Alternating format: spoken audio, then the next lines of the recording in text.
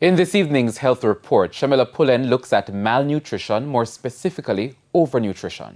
Malnutrition occurs in people who are either undernourished or overnourished. According to local nutritionist Dr. Joanne Smith, overnutrition is what's of concern in Jamaica, especially among children.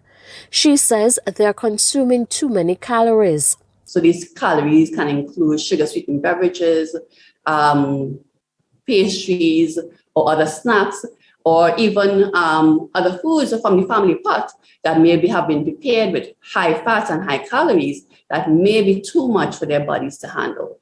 And when we consume too much calories, these calories are stored if they're not using it. This can lead to overweight or obesity. According to the nutritionist, at least 10% of children in Jamaica now suffer from obesity, and the numbers are growing. So when your child is overweight and obese, not only are there physical changes where the bodily functions may be affected in terms of them not being able to, their heart rate having to be increased, their blood pressure might be increased, and also they may have psychological issues because a lot of persons who are overweight may be teased when they are in school, and this can cause a lot of mental health issues.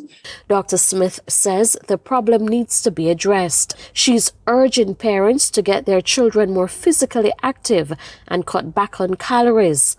We decrease the amount of sugar-sweetened beverages that they consume. We also ensure that the nutrients that they get from their foods are from healthy sources. So these are like our fruits, our vegetables. And even when we're giving them protein sources, we need to ensure that the protein source, if it's chicken or fish, is not fried, but it's prepared either baked or steamed, or probably like a low-fat stir-fry. With your health report, I'm Shamila Pullen wishing you good health.